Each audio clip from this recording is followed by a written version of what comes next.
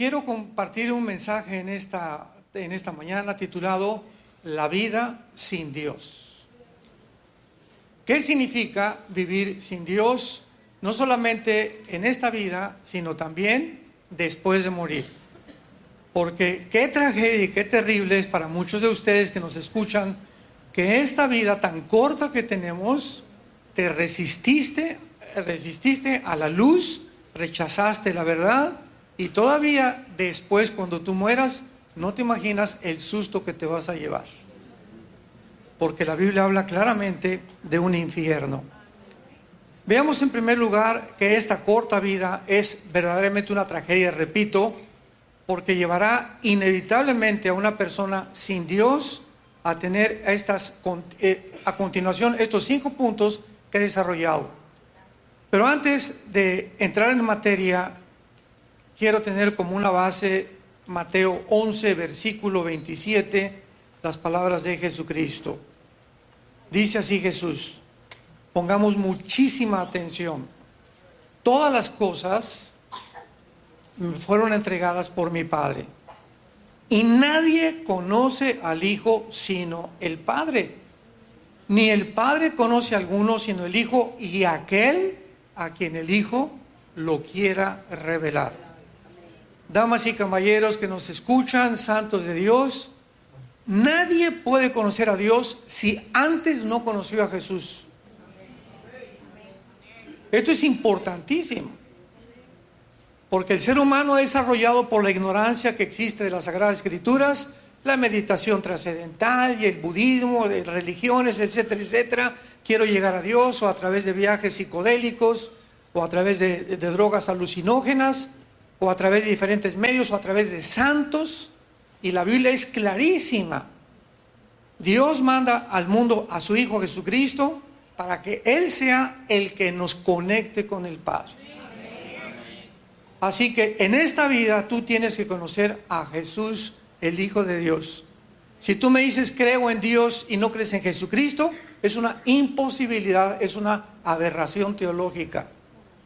Es imposible conocer a Dios sin conocer a Jesús, porque es Jesús el que vino a reflejar al Padre.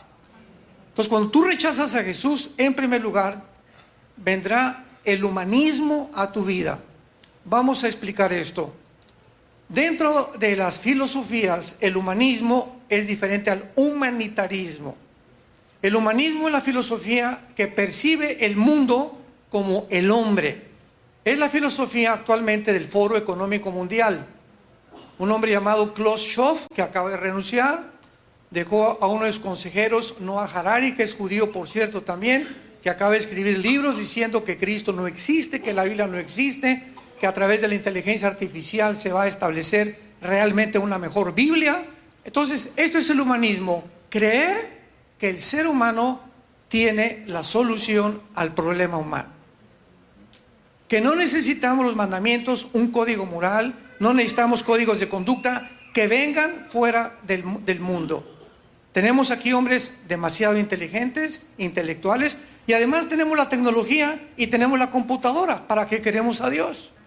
Es exactamente a donde ha llegado el ser humano. Esto produce desde luego el comunismo, el darwinianismo, el hedonismo y todos los ismos que hay son filosofías que nacen precisamente del humanismo. Cuando yo era joven me decepcioné de la religión. Cuando conocí muchas cosas que contradecían el sentido común y la lógica más elemental, abracé la dialéctica materialista marxista, hegeliana, y pues creí que esto era realmente lo que el mundo necesitaba. El problema son las luchas de clases y si el proletariado derruba a la burguesía, ¿verdad? Entonces va a haber una equidad, una igualdad económica, y ese es el problema del ser humano, que los ricos, los capitalistas le quitan el dinero a los pobres, etcétera, etcétera. En aquel tiempo, para ser comunista, en el tiempo en el que yo milité en este partido, necesitabas, en primer lugar, tú no podías ser comunista si no eras ateo, porque el comunismo es ateo de fundamento. Número 2, tenías que ser humanista, tenías que creer que realmente Marx, Engels, Lenin o los posteriores hombres, ¿verdad?, que fueron un fracaso en el siglo pasado, tenían la solución para el problema del ser humano. Tenías que ser también darwinianista, tenías que creer que venimos de chita, que somos el producto completamente de los animales. Y cuando en 1954 se descubre el ADN, pues el doctor Hendrix y el doctor Watson, cae completamente la mentira y el fraude más grande del siglo XX, la teoría de la evolución. Ahora la teoría de la evolución es imposible sostenerla, así mismo como el ateísmo, filosófica y científicamente, porque el ADN echa abajo totalmente la teoría de la evolución. Pero ahora me da risa, ¿verdad? Platicaba el otro día aquí, ayer con el hermano José y la hermana Mulgara, que fueron tan amables de recogernos a mi esposa, a mí, una pareja linda. Nos van a comer un restaurante italiano que es el favorito de mi esposa, ¿verdad? Y estábamos platicando acerca de todas estas cosas que están pasando en el mundo, de qué forma el ser humano está tan desviado por las filosofías humanas. Entonces tenemos así a Carlos Marx, a Sigmund Freud, Friedrich Nietzsche, Bertrand Russell, Jean-Paul Sartre, el padre del ateísmo en los 60s y del existencialismo, Carlos Sagan, el astrónomo que murió ateo, Richard Dawkins, y todos estos hombres en el siglo XX fueron ensoberbecidos por el conocimiento humano y llegaron a sacar a Dios de la ecuación y atreverse a creer que el ser humano es capaz de resolver los problemas que van más allá de nuestra capacidad para resolverlos. En segundo lugar, una vida sin Dios te lleva a una vida sin propósito ni significado alguno. Acabo de citar que es imposible sostener el ateísmo filosóficamente. ¿Por qué?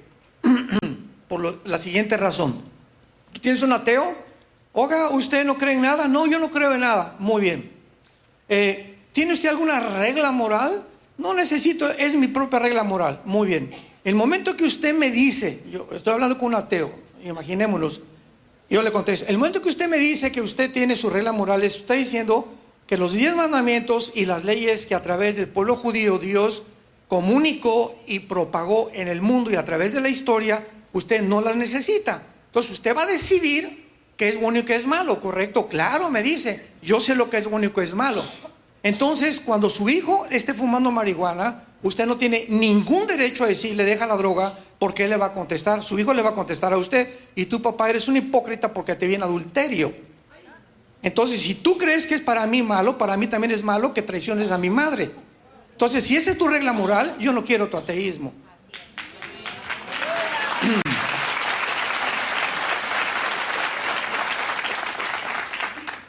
Hace 3000 años, en el libro de Eclesiastés, capítulo 2, versículo 11, el rey más sabio de toda la existencia humana, Salomón, después de probar toda la sabiduría y todo el conocimiento que tenía, escribió este libro maravilloso, y dice el capítulo 2, versículo 11, que él dijo después de todo lo que él obtuvo: miré yo luego todas las obras que habían hecho en mis manos, el trabajo que tomé para hacerlas.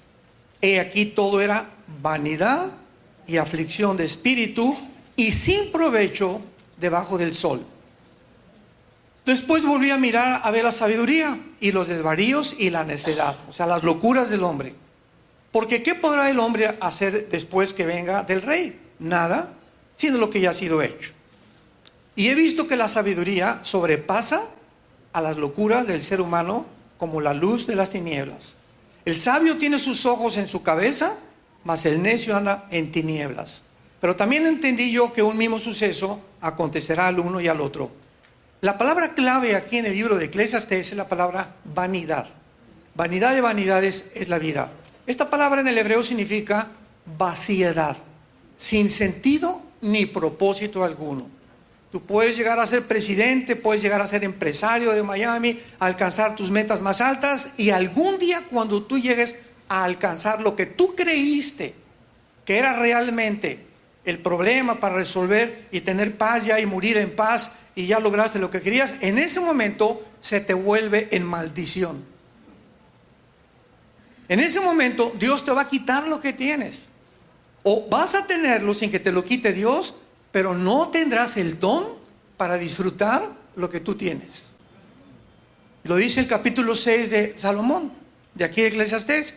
Dice: he visto un mal debajo del cielo, a quien Dios le da dinero, mujeres, casas, castillo, Lamborghinis, bla, bla, bla, etcétera, etcétera. Pero, hay un pero. Dios no le da el don para disfrutar todo lo que tiene.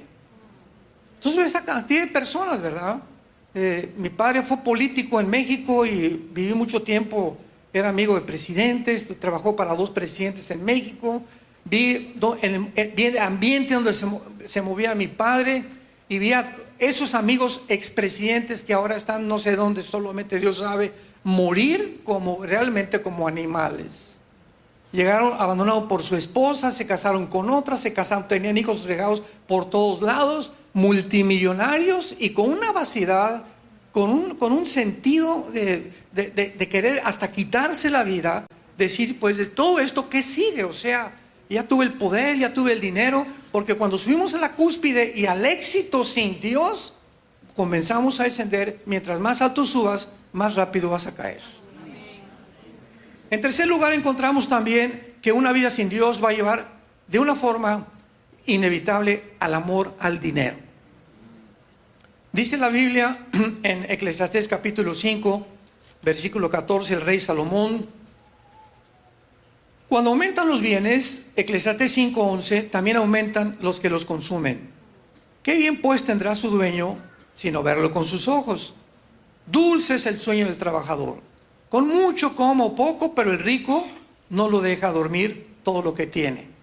Hay un mal doloroso que he visto debajo del sol: las riquezas guardadas por sus dueños para su mal, las cuales se pierden en malas ocupaciones, y los hijos que engendraron, nada les queda en la mano. Como salió del vientre de su madre, desnudo vuelve, yéndose tal como vino, y nada tiene en su trabajo para llevar de su mano. En 1 Timoteo capítulo 6, versículos 9 y 10, el apóstol Pablo dice: porque la raíz de todos los males, la raíz de donde brota todo, es el amor al dinero. El dinero no es malo. Tú puedes tener 3 Mercedes-Benz, 2 Lamborghinis en tu casa ahorita, vivir en la mejor zona de Miami, etcétera, etcétera. No es malo tener riquezas, es malo amar lo que tienes. ¿Cómo puedes tú saber si realmente eso que tú tienes le ha quitado el lugar a Dios en tu vida? Porque si tienes lo que tienes y Dios no es la prioridad en tu vida, en segundo lugar, ¿cuál es nuestra segunda prioridad? Nuestra esposa. Después de Dios es mi esposa. En tercer lugar, mis hijos. Y en cuarto lugar, mi trabajo o el ministerio. Se lo he dicho a los pastores también. Si nosotros no ponemos en orden estas prioridades establecidas en la palabra de Dios, estamos completamente desarticulados de la voluntad de Dios. Entonces, cuando tú pones en orden tu vida y lo primero que haces en las mañanas es tener tiempo con Dios, pasar tiempo con Dios, memorizar la Biblia, meditar la Biblia de día y de noche, al acostarte, etcétera, etcétera, le has dicho a Dios: tú eres primero, Señor, y después me voy a bañar y después voy a hacer mi trabajo, etcétera, etcétera. Pero cuando pasan 2 días sin que tú hayas leído la Biblia ni hayas tenido comunión con Dios, en ese momento, sin que te des cuenta, has comenzado a resbalarte. Porque no nos damos cuenta. Inconscientemente las canas salen y no me di cuenta. Y envejecemos y no nos damos cuenta de lo rápido que pasa todo en la vida. Nada sucede de la noche a la mañana. Todo tiene un proceso. Nadie cae en el adulterio de la noche a la mañana. Se desarrolló, ¿verdad? Tienes ya 6 meses con pornografía, 3 meses viendo a tu secretaria, te encanta ir a la playa para ver a las muchachas en bikini. Tarde o temprano estás preparando tu corazón para caer en el adulterio. No digas: caí de repente. Entonces, así sucede todo en la vida. Cuando tú no pones en primer lugar a Dios, vas a acabar amando el dinero. Y te vas a volver una persona avara. Te vas a ver una persona egoísta, porque solamente soy yo, centrado en ti mismo, que es el principal deterioro del carácter humano. 2 Timoteo capítulo 3. Hombres amadores de sí mismos, que solamente se preocupan en ellos y no en nadie más. En cuarto lugar, caerás en la inmoralidad. Dice en Romanos capítulo 1 que este es precisamente el problema que estamos viendo actualmente en la sociedad. Dice Romanos 1, versículo 23: cambiaron la gloria de Dios incorruptible en semejanza de imagen de hombre corruptible, de aves, cuadrúpedos y reptiles. Por lo cual Dios, esto es importantísimo, Dios los entregó. Dios los empujó a la inmundicia en concupiscencias de sus corazones, de modo que deshonraron entre sí sus cuerpos. Lo resumo: hombre con hombre, mujer con mujer, y finalmente versículo 28, Dios los entrega a una mente reprobada. Cuando una persona dice, mira, yo soy homosexual o soy lesbiana o soy transgénero, y tú le hablas de la palabra y la persona te rechaza, o soy drogadicto y te rechazan y rechazan la luz, llega un momento en que esa persona, sin que se dé cuenta, ha programado su manera de pensar, porque nuestros hábitos hacen costumbre, la costumbre nuestro carácter, el carácter la filosofía, la psicología, y la psicología te dicta la conducta que tú tienes para vivir. Llega un momento en que llegas a la orilla de un abismo sin que te des cuenta, y cuando tú llegas a la orilla de ese abismo, y Dios sabe, solamente Dios sabe, que tú no quieres recibir ni tener nada con Él, Dios te empuja para que te hundas más rápido. ¿Querías dinero? Te voy a hacer millonario. ¿Querías sexo? Te voy a dar las mujeres que quieras. Aquí está Salomón de ejemplo. ¿Querías poder? Te lo voy a dar. ¿Querías gobernar? Te lo voy a dar. Para que cuando tú tengas eso que tú creías y a mí me sacaste de la ecuación, vas a convertirse en una maldición. El amor al dinero, la inmoralidad. Cuanto más libertad se da al pecado, más obligados se sienten para justificarlo, para defenderlo como una conducta legítima. Y lo acabamos de ver en los pasados Juegos Olímpicos de París, donde sacaron la última cena, ¿verdad?, con una mujer gorda de 250 kilos de peso, judía, transgénero, al lado de ella un niño pequeño como de 5 o 6 años con un hombre con los órganos genitales de fuera, un caballo blanco, todo lo que estaban haciendo, ellos no sabían el trasfondo bíblico y espiritual que tenía, porque son manejados por Satanás. Pero lo que más nos sorprende es lo siguiente: cuando comenzaron a llegar cartas de acusaciones y por el amor de Dios al Comité Olímpico, ¿cómo se atrevieron a hacer eso? ¿Qué tiene que ver la religión con el deporte? Venimos a ver deportistas, venimos a cosas que se exalte, ¿verdad?, la salud de la gente. ¿Y saben lo que contestaron? Pues es que la gente no aprecia el arte. ¿Es un chiste? O sea, tan loca están las personas en Francia para justificar el pecado y decirle que es arte, y que los que lo critican es porque son unos completamente retrógradas que ni siquiera el arte pueden apreciar. Es que así pasa en la vida. Si tú le dices a una persona, oye, pero ¿cómo es posible que a esa niña le cambies el nombre cuando su nombre es Lupita? Y sabes una cosa, si el ginecólogo dice que tiene XX, es niña de los pies a la cabeza. Y si él tiene XY, es hombre de los pies a la cabeza. ¿Cómo es posible que genetistas y médicos y doctores se atrevan a apoyar y a sostener esta barbaridad? ¿Cómo es posible que el mundo haya llegado a tanta locura para justificar el transgénero o justificar la homosexualidad o el lesbianismo? ¿Cómo es posible? Este es el mundo que vivimos, un mundo completamente desarticulado, un mundo de psicópatas. Y finalmente te va a llevar a la desesperación y a la destrucción. Una vida sin Dios te va a llevar al humanismo, te va a llevar a una vida sin sentido ni propósito, te va a llevar al amor al dinero, te va a llevar a la desesperación y a la autodestrucción. Dice el libro de Jeremías capítulo 2, versículo 13, porque 2 males ha hecho mi pueblo. Me dejaron a mí, fuente de agua viva, y cavaron para sí cisternas rotas que no retienen agua. Una vida sin Dios es que no tienes propósito, no tienes brújula, no tienes ninguna idea, nada. Te estás guiando por ti mismo sin que tú sepas que hay un poder espiritual que es satánico el que te está influyendo para que dejes a Dios. ¿Y qué vas a hacer? Pues vas a buscar el agua, algo que le dé propósito y sentido. La mujer samaritana, capítulo 4 de Juan, un esposo, 2 esposos, 3 esposos, 4 esposos, y cuando se le Jesús, la chulis tenía 5. Y con el que vivía no era su marido. En Amaciato acabó viviendo una mujer, como hay millones de mujeres que creen que el hombre que tienen que buscar las tiene que hacer feliz. Entonces, este no me hizo feliz, este tampoco me hizo feliz. Amorcito, no vas a encontrar a nadie que te haga feliz. La felicidad viene de arriba.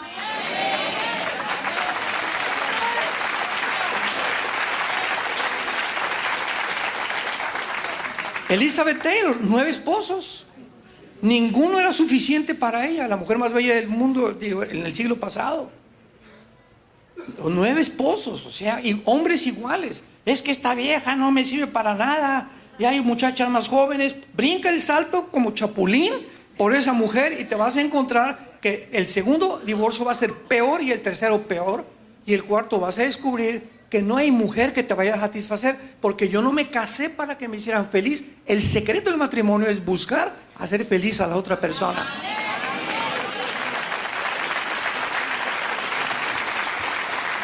Contrario, ¿verdad? Contrario al ego que todos tenemos. Todos buscamos, dame, sírveme.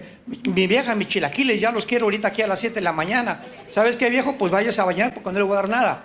Te contesta tu esposa. Y eso, el fracaso del matrimonio. No entendemos que el matrimonio es el gimnasio de Dios. Ahí nos entrenamos a humillarnos. Amen a sus esposas, maridos, como Dios amó a ustedes en la cruz. Y Jesús no vino a servirnos, nos vino a servir. Y el que cree en Jesús sigue sus pisadas. Ahora vemos en último lugar la vida sin Dios en la otra vida. Lucas capítulo 16. Ojalá que todos hayan traído su Biblia. Los que la trajeron se van a ir en el rapto. La tristeza más grande que puede existir es venir a la iglesia el domingo sin Biblia. Qué triste.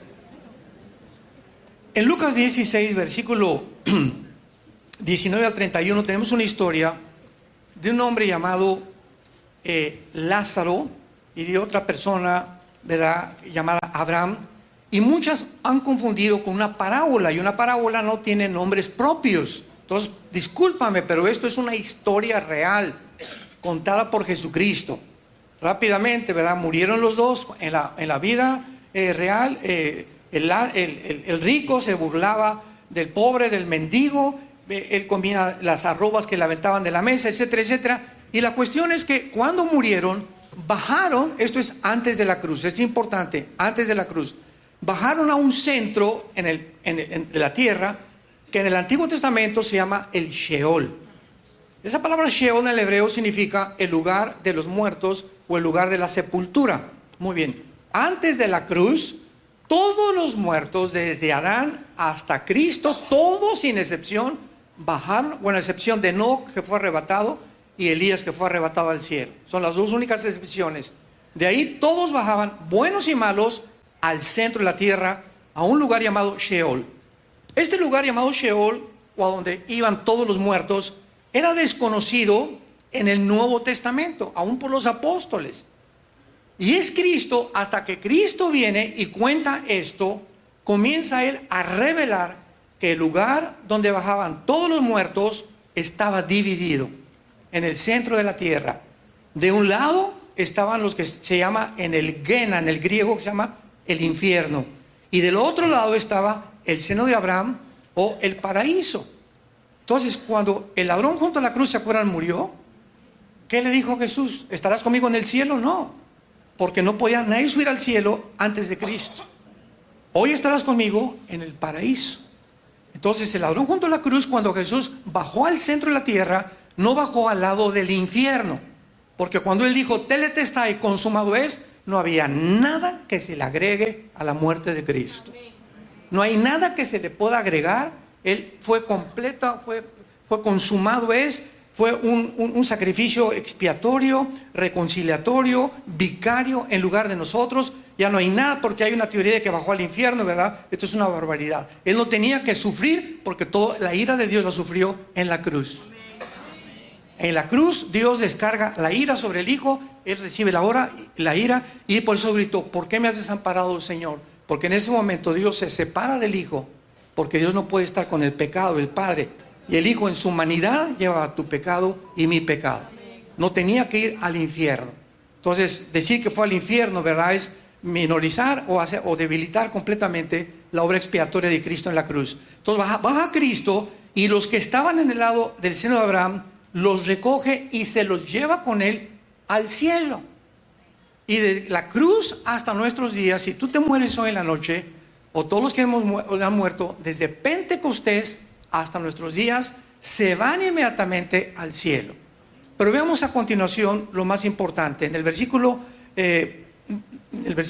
23 dice la Biblia: y en el Hades, o en el Hades, que es la palabra Gena, que es en el infierno, alzó sus ojos estando en tormentos y vio de lejos a Abraham y a Lázaro en su seno. Esto es importante. En la otra vida vamos a continuar viendo. Pregunta: cuando esta persona murió, ¿acaso los gusanos no le comieron sus ojos? ¿Acaso cuando te mueras no te comen el cerebro los gusanos? ¿O te quemaron? La forma como hayas muerto, acabaste en la panza de un tiburón o lo que sea, ¿verdad? Somos desechos. ¿Cómo es posible que en la otra vida sigamos teniendo vista? Estos sentidos espirituales son despertados cuando nacemos de nuevo. 1 Corintios 2:9: cosas que ojos no han visto, ni oídos han oído, son las que Dios tiene preparadas para los que le aman. Entonces, la vista física está adherida aquí al cerebro, pero cuando tú naces de nuevo y recibes al Espíritu Santo, abre los ojos a la Biblia y ves la parte espiritual que un ser humano sin el Espíritu Santo no puede ver. Las personas ateas chocan contra la Biblia. Esto es una contradicción, pura sangre y puras guerras, porque no entienden, viendo con los ojos físicos, el significado espiritual. Hasta que te recibes a Cristo, se te despiertan los ojos espirituales. Tenemos dos tipos de ojos ya vivos: los físicos y los espirituales. Y en la otra vida, lo único que nos va a quedar van a ser los ojos espirituales. Por eso vemos que las personas, aún en el infierno, tenían esta visión nada más, porque en la vida no quisieron ver a Jesús. Por eso ahora lo único que están viendo, ¿verdad?, es a otra persona que los está atormentando. Versículo 24. Entonces él, dando voces en el infierno, vas a seguir hablando. Se va a seguir y va a continuar transmitiéndose el sonido en el infierno, dando voces. Dijo: Padre Abraham. Ahora sí, ¿verdad? Papito Abraham, ahora sí. Demasiado tarde. Ten misericordia de mí. Envía a Lázaro para que moje la punta de su dedo en agua y refresque mi lengua. En el infierno vemos también que van a continuar comunicándose con Dios, y el principal objetivo de los demonios es atormentarnos, estando en tormento. En Apocalipsis 9 dice la Biblia que en uno de los trompetas los demonios van a ser sacados del abismo y van a atormentar a los seres humanos. Ahorita lo que te atormenta, lo que no te deja dormir, los intentos de suicidio, la depresión que estás atravesando, la angustia que estás atravesando, el estrés que no te lo puedes quitar, es obra sobrenatural de espíritus que están operando en tu mente, porque el objetivo principal satánico es atormentarnos, impedir que tengamos paz y que disfrutemos de la vida. En versículo más adelante dice: y tengo sed. Dice: tengo sed. Aparte, esa sed, ¿verdad?, no quisieron el agua de la vida, pero ahora en el infierno van a tener sed, pero sed física. Jesús dijo: cualquiera que saque agua de este pozo volverá a tener sed. Cualquiera que crea que las mujeres, que el dinero, que el poder, que la gloria, el mundo va a satisfacer, te vas a quedar con sed.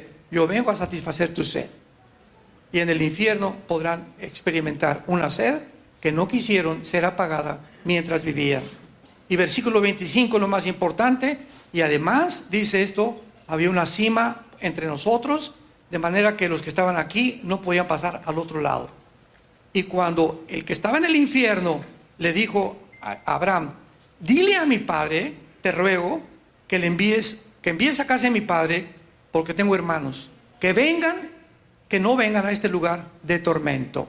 O sea, van a tener conciencia del infierno de sus familiares, de sus hermanos, que viven todavía en Miami y que no se han convertido, o que se han convertido. Y si se convirtieron ya, ¿verdad?, no van a pasar igual del tormento como tú si te vas al infierno y te mueres en esta noche. Y vean lo que Abraham les dice: a Moisés tiene ya los profetas. O sea, Si en esta vida tú no aceptas a Cristo, no hay segundas oportunidades. El día que tú mueras, se acabó para toda la eternidad. Ya no hay ninguna otra oportunidad en ninguna parte del universo en el que tú puedas tener la oportunidad de ser salvado. Y le contestó el hombre: no, padre, es que si alguno va a casa de los muertos, se arrepentirán. O sea, si alguien sube en la noche, yo vengo a decirte, y le jala los pies a tu abuelito, que te arrepientas, viejo rabo verde. Pues aunque alguien se aparezca y aunque haya un milagro y veas a un paralítico que se para de la silla de ruedas, si yo veo un milagro me voy a convertir, no es cierto, no es cierto, no es cierto. La fe no es por ver, es por oír la palabra de Dios.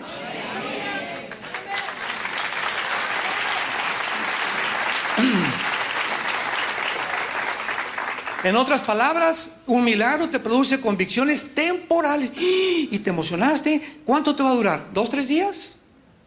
Pero el milagro y la vista y lo que ves no cambia el corazón. Y lo que Jesús vino es hacer una transformación interna de nosotros, no temporal.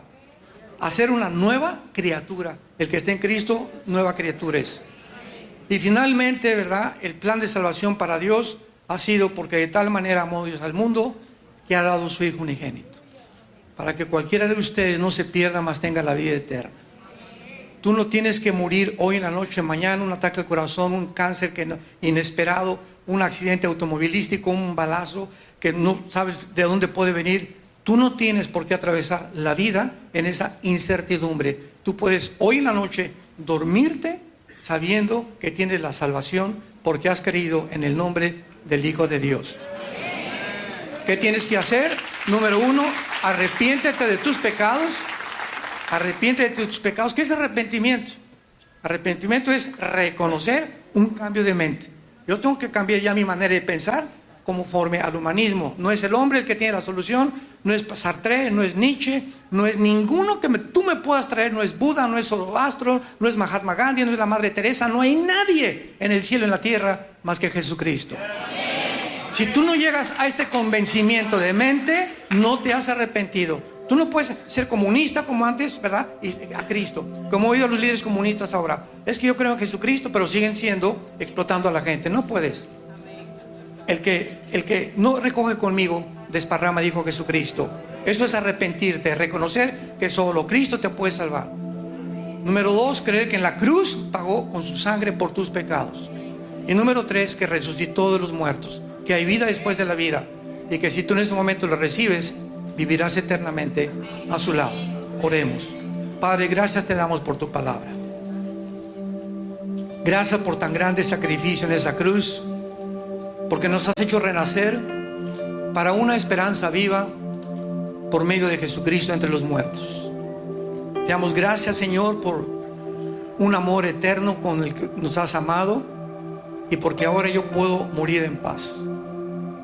Saber que en el momento en que yo muera, vendrás a mí, me recogerás y podré ver el fruto de todo lo que tú hiciste y de la transformación de mi vida, para que la corta vida que me has dado la viva yo para los demás. Oh Dios, quiero quitar los ojos de mi persona, de mis intereses propios, y comenzar a amar a las personas más cercanas a mí, que son mi familia. Esa es tu voluntad. Yo puedo ganar 1 millón de personas, construir 100,000 iglesias. Todas estas obras, aunque son importantes, no son la prioridad. Dios quiere formar un carácter en nosotros. Quiere que le obedezcamos y que podamos dejar una semilla, una herencia, a través del ejemplo que hemos dado con nuestra vida, siguiendo a Jesucristo. Gracias, Señor. Dile: te invito a mi corazón como mi Señor y mi Salvador. En el nombre de Jesús. Amén.